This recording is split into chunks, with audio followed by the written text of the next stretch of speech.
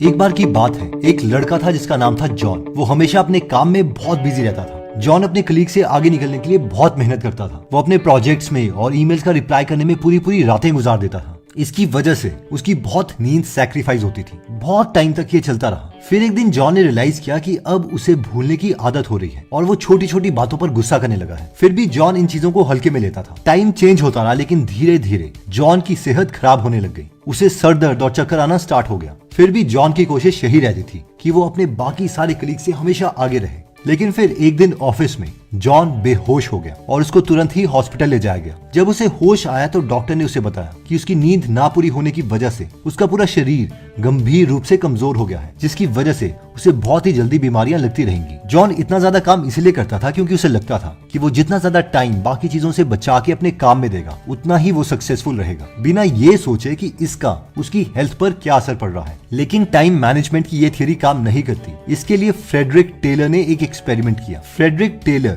जिन्हें हम the father of scientific management के नाम से भी जानते हैं, उन्होंने एक बार फैक्ट्री के वर्कर्स की प्रोडक्टिविटी को टाइम के बेसिस पर चेक किया। उन्होंने वॉच निकाली और कैलकुलेट किया कि वर्कर्स को आयरन पीसेस को एक जगह से दूसरी जगह मूव करने के लिए कितना टाइम लगता है। इसके बाद उन्होंने उन वर्कर्स को एक स्पेसिफिक तरीका बताया आयरन पीसेस को मूव करने का, जैसे कि आयरन पीसेस को कैसे उठाना है, किस डायरेक्शन से होते हुए उन्हें किस तरीके से आयरन पीसेस को रखना है एंड सो ऑन। जब वर्कर्स ये तरीका फॉलो करने लगे तो उन्होंने देखा कि कैसे उनकी प्रोडक्टिविटी इंक्रीज हो गई है। लेकिन इसमें एक लिमिटेशन थी। वर्कर्स पूरे दिन सेम प्रोडक्शन आउटपुट नहीं दे पा रहे थे। जैसे कि अगर 10 मिनट में वो 5 पीसेस को मूव करते थे तो अगले 10 मिनट में वो सिर्फ 4 ही आयरन पीसेस को मूव कर पा रहे थे, क्योंकि अब वो थक चुके थे और इस वजह से अब प्रोडक्शन आउटपुट गिरने लगा था, जैसे कि आप इस ग्राफ में देख सकते हैं। और इससे कंक्लूजन ये निकलता है कि एक ही पेस में काम करने पर कुछ टाइम तो हम प्रोडक्टिव रह सकते हैं, लेकिन लॉन्ग रन में हम इसका नुकसान ही झेलेंगे और हमारी ओवरऑल क्रिएटिविटी कम ही होगी। क्रिएटिविटी में नुकसान मैं इसलिए कह रहा हूँ क्योंकि ऐसा बहुत बार हुआ है कि किसी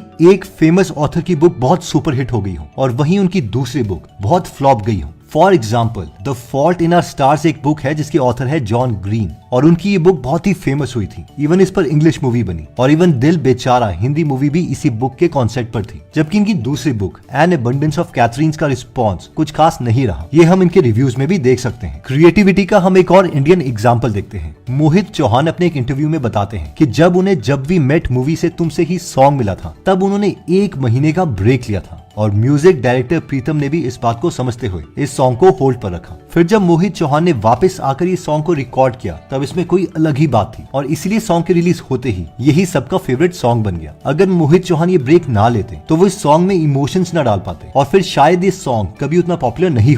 तो हाउ डू प्रोड्यूसर्स रिएक्ट जब आप ऐसा कहते हैं? तो नहीं, जो लोग आपसे मोहब्बत करते हैं, आपके फन से मोहब्बत करते हैं, वो थोड़ा इंतजार कर लेते हैं।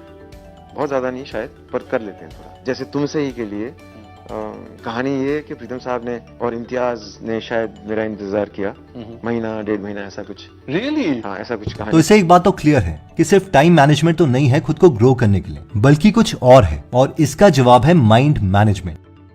डेविड कैवी अपनी book mind management and not time management में एक्सप्लेन करते हैं कि हम अपनी क्रिएटिविटी को ग्रो करने के लिए 4 स्टेजेस ऑफ क्रिएटिविटी और 7 mental state of creative work को समझ सकते हैं और आज इस वीडियो में हम यही डिस्कस करेंगे। तो सबसे पहले बात करते हैं 4 स्टेजेस ऑफ क्रिएटिविटी की। Stage 1, preparation. प्रेपरेशन क्रिएटिविटी की वो स्टेज होती है जहां पर हमारा लर्निंग पीरियड चल रहा होता है। इस स्टेज पर हम अपना सारा टाइम रिसर्च को देते हैं। इसे हम द बीटल्स ग्रुप के मेंबर पॉल मैककार्टनी के एग्जांपल से समझ सकते हैं। कोई भी सॉन्ग कंपोज करने से पहले म्यूजिशियंस बहुत से सॉन्ग सुनते हैं और उनसे इंस्पायर होते हैं। एग्जैक्टली ऐसा ही पॉल के साथ भी हुआ था। उन्होंने वर्ल्ड वाइड बहुत सारी कॉम्पोजिशन सुनी और सारा समय बस प्रेपरेशन स्टेज में गुजारा। एक बार जब प्रेपरेशन स्टेज पूरी हो जाती है फिर आता है stage 2, which is incubation. Incubation वो स्टेज होती है जहां पर हम एक्टिवली काम नहीं कर रहे होते लेकिन फिर भी उस काम से इनडायरेक्टली जुड़े होते हैं। प्रेपरेशन स्टेज में हम बहुत थक चुके हैं और इसलिए हमें रेस्ट लेना जरूरी है। पॉल ने भी एग्जैक्टली ऐसा ही किया था। बहुत सारी कंपोजिशन सुनने के बाद वो बार बार रेस्ट लेते थे। 3rd स्टेज आता है इल्यूमिनेशन। इल्यूमिनेशन तीसरी ऐसी स्टेज है जहां पर हमें हमारी आहा मूवमेंट मिलती है। आहा मूवमेंट का मतलब है कि अचानक से आपको कोई डिफरेंट थॉट आ जाएगा जो हमारी प्रॉब्लम का हमें सोल्यूशन दे देगा, स्पेशली तब जब हम किसी काम को कर भी नहीं रहे होंगे। अब एग्जाम्पल के लिए जब पॉल इंक्यूबेशन स्टेज पर थे तभी वो इल्यूमिनेशन स्टेज पर भी पहुंच गए। पॉल जब सो रहे थे तो उनके दिमाग ने पुराने सारे सॉन्ग्स को कंबाइन करके एक नई मेलोडी बनाई। जैसे ही पॉल नींद से उठे उन्होंने झट से उठकर उस मेलोडी के कॉर्ड्स को नोट डाउन कर लिया। उसके बाद उन्होंने जो एक्शंस लिए वो है fourth stage, which is verification.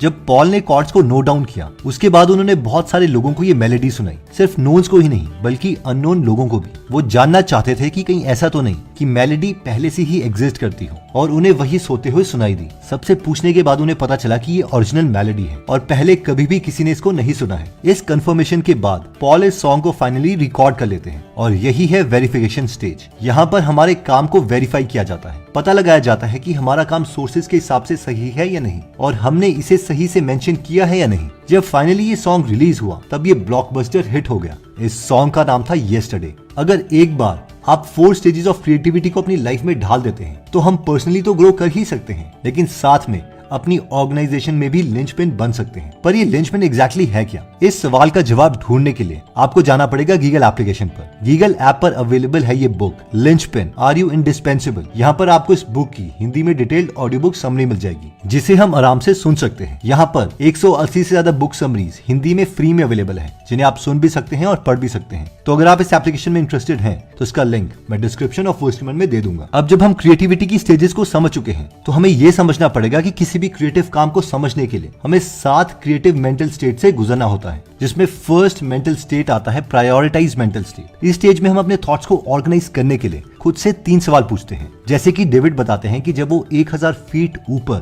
Building में बैठे हुए थे तब उन्हें अपने बिजनेस के बारे में बहुत सारे थॉट्स आ रहे थे और उन्होंने खुद से 3 सवाल पूछे।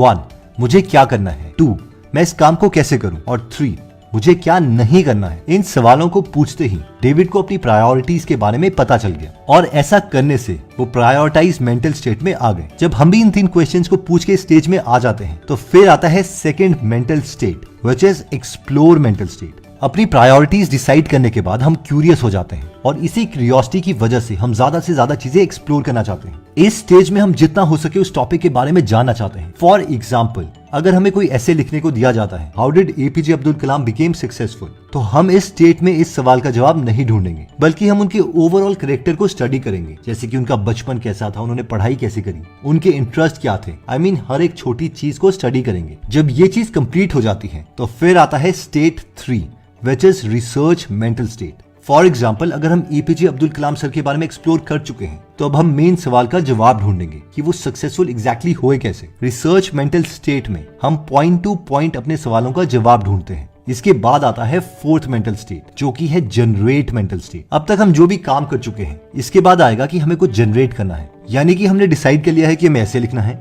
हमने एक्सप्लोर भी कर लिया है और रिसर्च भी कर ली है। तो अब बारी आती है सारी इंफॉर्मेशन को नोट डाउन करने की। अब इस स्टेट में हम ऐसे लिखेंगे, यानी फोर्थ स्टेज पर हम हमारा सारा काम नोट डाउन कर लेंगे, लेकिन ये अभी भी सबमिट करने के लिए रेडी नहीं हुआ है। और यहीं पर आता है हमारा fifth mental state, which is polish mental state. Assignment पूरी करने के बाद उसे पॉलिश करना बहुत जरूरी है, यानी कि रीचेक करना। यहाँ पर हम असाइनमेंट में मिस्टेक्स जैसे कि कोई ग्रामेटिकल एरर या स्टोरी टेलिंग इंप्रूवमेंट या फिर स्पेलिंग मिस्टेक्स को ढूंढते हैं और उन्हें इंप्रूव करते हैं। अब इन 5 मेंटल स्टेट को पूरा करना तो इम्पोर्टेंट था, लेकिन इसके बाद जो 2 मेंटल स्टेट है वो इससे भी ज्यादा इंपॉर्टेंट है और इसीलिए फिर आता है हमारा 6th mental state, which is administrate mental state. हमें हमारे क्रिएटिव काम को करने के साथ और भी बहुत से काम करने जरूरी हैं, जैसे कि अपना रूम साफ करना, अपने नेल्स काटना, अपने फैमिली के साथ कहीं पिकनिक पर जाना। और इन्हीं सब काम को करने के लिए जो मेंटल स्टेट होती है उसे एडमिनिस्ट्रेट मेंटल स्टेट कहा जाता है। ये मेंटल स्टेट इसलिए जरूरी है कि अगर हम बाकी सारे मेंटल स्टेट में रहते हैं और इस स्टेट को इग्नोर करते हैं तो इससे हमारी ओवरऑल लाइफ इम्बैलेंस हो जाती है, क्योंकि हम मशीन नहीं है।